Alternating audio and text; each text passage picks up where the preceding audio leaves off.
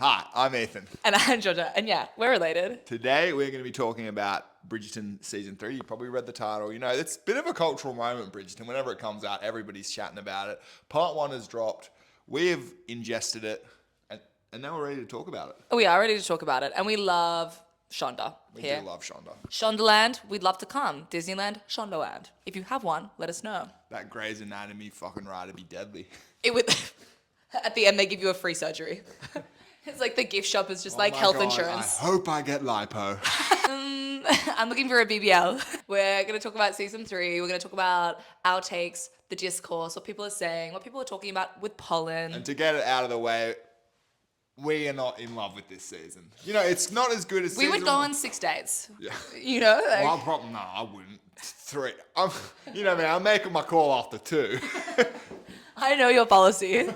I would be a bit more generous. Okay, we're not that into it. Colin sucks. You know, Penelope, I'm buying it from her. Colin, you suck, bro. I would never be friends with you. You are ruining this season. It's almost like Ethan forgot what he was like when he got back from Thailand.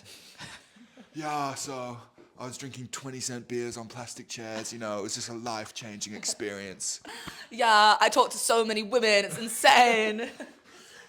Then when he talks to women about it, yeah, it was just really like, you know, life-changing. The beaches were so beautiful. I was like, beaches or bitches? Come on now. If you are not across this season, you know, what's happening in this season, the main love interest, it's Colin, it's Penelope. Friends to lovers. That's the arc they're pushing. It's a friends to lovers thing. Penelope has another love interest, Lord Denby. And he's a bit of a catch. He is a catch. He's just like, girl, like he would be so good back then. He's like, I've got a bag, I've got a manor, and I'm gonna barely be there. I'm like, talk about an ideal man. Well, and then honestly, because Colin's the third son, he doesn't have shit. But he's If broke. we're talking about business dealings, you're going with Lord Danby. 100%. So there's another man on the...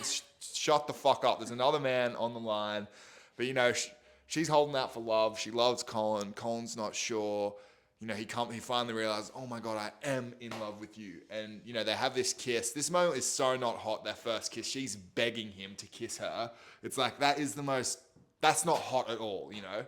Like, that is not a hot romantic moment to me. No. Anyway, they kiss and then he goes, oh my God, I am in love. But she's making money moves on this new guy. Colin interrupts. Cardi B getting that bag. He's about to propose, this other guy. And, you know, they're dancing. Massive social faux pas here by Colin. He interrupts the dance. That's what, like, death sentence shit back then. To make a declaration to her. Oh, what does he even? No, he does something there. And then he chases down the carriage.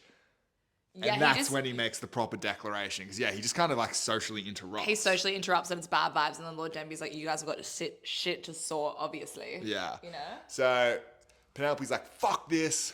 Runs off in her carriage. He chases it down. He doesn't look like that much of a runner. Yeah. Talk about an unbelievable plot line. Chasing down a horse, that man. He makes a declaration. They make out. I think there's something else going on underneath the dress. That's Ethan. a hotter scene. I'll say that. Ethan, I think something else is going on. Yeah, I'll explain it to you later. And then he's like, right at the end, he's like, are you going to marry me already? Yeah. And that's it. 4 episodes done. You're ready to hear our conversation about it now. Okay, so the reason we're not, well, at least me personally, I am speaking for Georgia here because she doesn't know how to speak. Silence. I love when men speak for me. We're not into this because of Colin. You know, he is just an annoying fucking character. He's like always yapping on about how his life-changing travel. I was nowhere and everywhere. I shan't bore you with details. I must know, who are you? What have you done with our brother? This time around was exactly what I needed. It has given me some sense of proportion. Although, there is one thing I learned on my travels. It is forever to expect the unexpected. My travels. I cannot begin to share my travel adventures with you. If I did, you would swoon. All my stories from abroad are not suitable for such tender young ladies.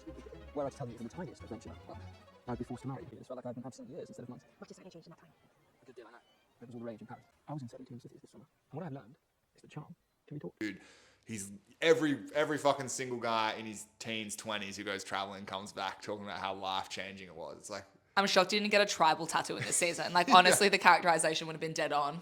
Yeah. It's like, what is going on? So I got blackout drunk for 7 days straight. Oh my God, it was just wonderful. I can't remember any of the names of the women I hooked up with, but let me tell you, they were all beautiful. It's like, oh my God, you are a monster, bruv. Yeah, go please, just talk about anything else. You know, like I'm all for a travel story. Fucking go for it. But you know, but it's like don't make it every single fucking thing that you know. It's like ask me how I am. What have I been? Yeah, okay, I didn't go overseas, but you know, I had a really tough week at work. Maybe you can mention something about that. You're stuck at a house party with the worst person ever. Yeah, no, and then I went to Thailand, to Vietnam. Have you been to Southeast Asia? It's incredible. Oh my God, life-changing. And so not only is he like the most annoying character in the show, also I'm just not buying his, like the chemistry on his side. His performance is coming off a bit more wooden. I'm really buying, like Penelope, she's killing it. Like I'm really buying like that she's into him, but I don't know. Like I'm just not getting much chemistry from him in this season. Yeah, I agree. I feel like Penelope's an obvious slay, and like I love Nicola. Like the actress is like so good, and like her closing scene last season when like her and Eloise are having that huge fight, it's like performance. Like she's a performer. Colin is a background character for a reason. Like, sorry, who put him forward? Like That is, I've seen. he's a bench player. There's a few good little mannerisms he does. Like he does give some good looks. I'll say that. But Oh, okay, Ethan. the way he's looking at me, I'm bricked up. So yeah, You get a third date.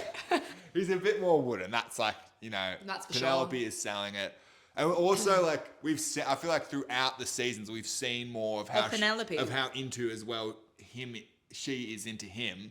But like we haven't really seen that much from his side on it leading up to this, in my opinion. I actually just think that's like 80% of like the issue is like I feel like going into this season, like you actually don't know who the main characters are. Like in all the other seasons, you're like the main characters are the couple, and you get like so much background on them, so much exposition. Even like in season 2, like they bring in obviously like the new family and love interest, and they weren't even in season 1, and we know so much more about them than we know about Colin, who's now been in it for 3 seasons. Yeah. And it's like it's because they're not spending time on them. It's like there's so many couples this season. They're Yeah. like, oh, let's Family Feud, let's Kardashian, let's go Yeah. all around. When It's me like, and what? Georgia were talking, like we're just generally talking about the scene, she goes, "Oh, I'm liking it. You know, there's so much.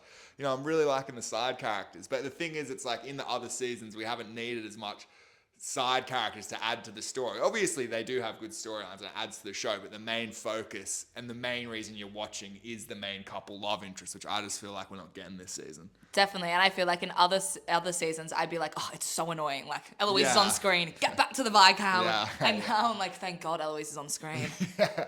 You know, Oh my God, Colin. Fuck off. this is not your season. Yeah, it does feel a bit like the showrunners themselves didn't trust that. Like they obviously had some doubts. That's why, you know, they've written in all these different plots, I guess, because they kind of were like, oh, Are that's people at gonna least- like it? That's how I'm reading it. That they weren't Yeah. as confident in the main love story. Yeah, and I think I'm just gonna quickly like address that. Obviously, there's been a lot of discourse around people like saying that they don't like this character line or this like love interest because of like fat phobia. Yeah. And I think that is definitely like something of like note to like bring up, and like could definitely be a contributing factor to some people consuming the show. Yeah, there for is sure. like there's definitely a lot of people like that, but I feel like the main people who watch the show and who are fans of the show, that's not the real reason. It's like Yeah. Colin sucks. People have been, you know, commenting on the production value of the show and how it seems to have taken a bit of a downhill dive, which is kind of par the course for a Netflix show once it hits season 3. But on that note, we were talking about the music production, and that is still so fire. And it must cost them so much money because they have to, one, pay a composer to compose a modern song into an orchestra, and then they obviously have to pay a whole orchestra to record it. And then also like the royalties, obviously, of those songs, like Yeah. and like releasing them. It's like these are huge artists. It's like this season we've had Nick Jonas. Okay, jealous. Okay, throwback. Loved that. Loved hearing that. I was like, okay. Like Snow on the Beach, happier than ever. When that came on, I was like, okay, Billy, you're cooking as an orchestra. Like, and so I feel like this show knows also this has always been a popular part of the show. And so at least with this in terms of like their decreasing production value, they were like, okay, well, we can't forgo the songs. Like this Yeah. needs to be done well. This is like Yeah. part of the Bridgerton universe. Let's chat about Eloise and Cressida. Yeah.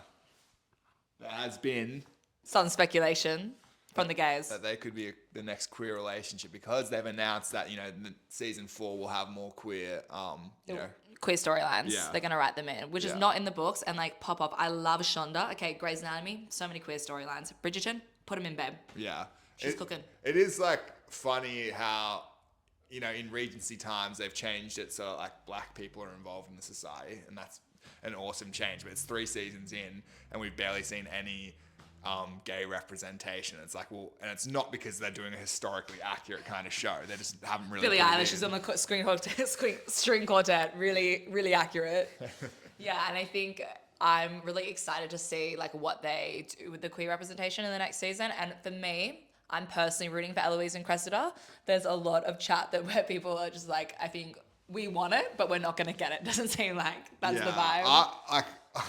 Obviously, I'm not a queer woman, but I was a Georgia. No, what? Georgia brought it up to me at first. I was like what? Like I hadn't been reading it that way at all. And she goes, "Oh, there's lots of discourse about it." So we started looking into it, and all the discourse is about people saying like, "Nah, I don't really see it." So I was like, "Well, where did this come from?" The gays, we want it. They look so cute together. They would be good together. They'd be so good together. And like, I feel like they make each other better. Like Cressida, okay, is like making Eloise less pretentious, and Eloise is like raising Cressida up. Yeah. It's like perfect. All right. Overall, I love Eloise and Cressida. I really want them to get together. I don't think they're going to. I do think my prediction actually, which I was saying to you, is that I think Cressida will marry Lord Denby. And then Cressida will have a queer relationship with somebody else, because like Lord Denby's always like going away, right? Like I feel like they've set that up. So it's like Cressida is going to get with him. He's going to be gone, and she's going to like sleep with a maid or something. Like that's the energy I'm getting. And then Eloise is going to find out, and Eloise is going to be a supportive feminist queen. I know you guys are asking, where do you think the season's going to go? Like, what is your guys' take? You know, I'm thinking it's predictable, what I'm thinking. I think that... You're predictable? I am quite predictable. Bit of a nothing guy. Bit of a gym every single morning. What are we thinking for dinner? Chicken and rice? Wait. Beef and rice? I've never seen that. It's literally only chicken. No, I do the Mexican chili. That's cap.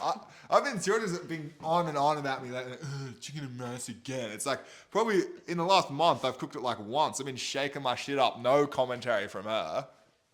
Meanwhile, she makes the fucking most un-macro-friendly dinner known to man. I come home from work. Big day.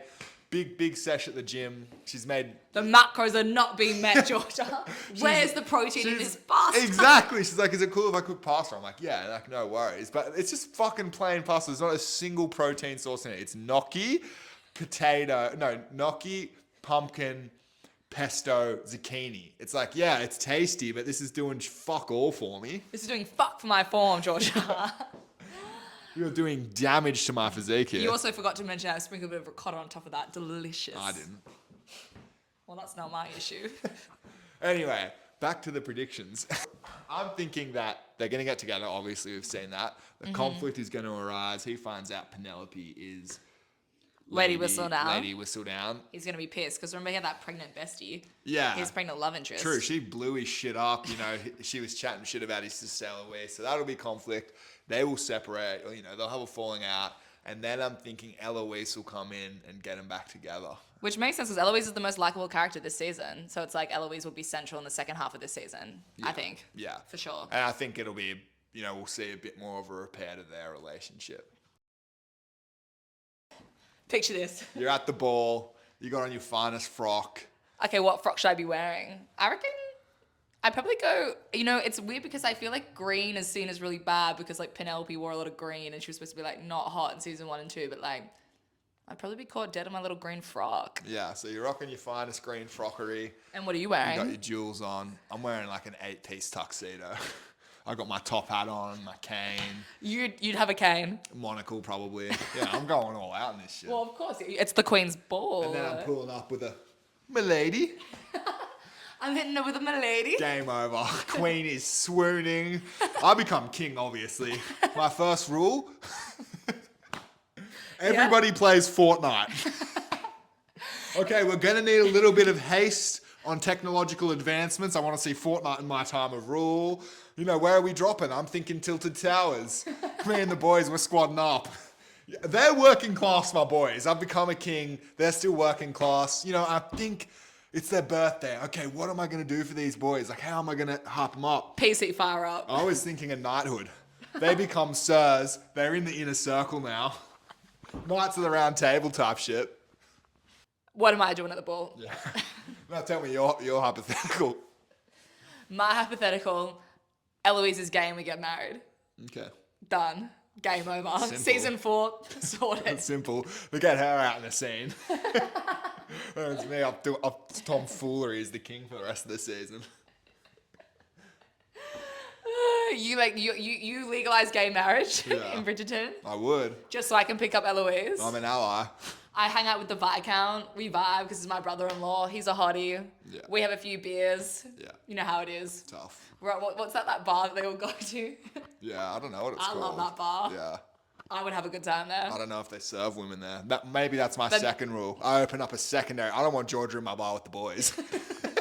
But I open one up You for can her. have bitches chat. Okay, we're back in our shenanigans. So we thought before we wrap up, we'd do another little BuzzFeed quiz to see which character we are. Because we're back in our 2010 shit. I don't know how they're calculating these because the questions, it's like, what's your favorite color? Has that ever been discussed? These characters' favorite colors? I don't think so, but whatever. They're cooking in the BuzzFeed offices. So I got, is it Marina? Marina. I got Marina Thompson. Hasn't been seen since season 1. It might be You an make old, big impact. Might be an old quiz. You're like Miss Marina Thompson. You're comfortable in the underdog position just because of how epic the feeling is when you prove others wrong. You're a strong believer in if you can dream it, you can be it. I like to see the word epic in 2024. I love the word epic. And I am a strong believer in if you can dream it, you can achieve it. So that's massive. That's you. They got me down there with tea. BuzzFeed's on. We're back, boys. BuzzFeed's back. I got Daphne Bridgerton. You're like the eldest Bridgerton daughter, Daphne. I am your eldest sister, so they got me. Sometimes you're just a bit too unrealistic, but you always bring yourself back down from the clouds. Personally, you think the world could use a little bit more positivity. Bang. It That could. is- Couldn't it could, yeah. I mean, who's going to be pro-negativity? Okay, so that kind of brings us to the end. You know, I'm still hooked. We're still gonna watch the end of the season. Colin's a flop. Penelope, I'm loving it. Let's see more from you, babe. That's all I've really got to say about it. You know, hopefully I can become the monarch. That was a little tangent we went on. I don't know, the power's going to go to your head that quick. Overall, I'd say we're going to finish the season. Maybe we'll do a part 2. Maybe. Who's to say? But I'd give this season maybe a 6.5 I'm so thinking a far. 6 probably, yeah. Yeah. All right. So- Well, what is there, Ethan? Only one thing left to do. What's that?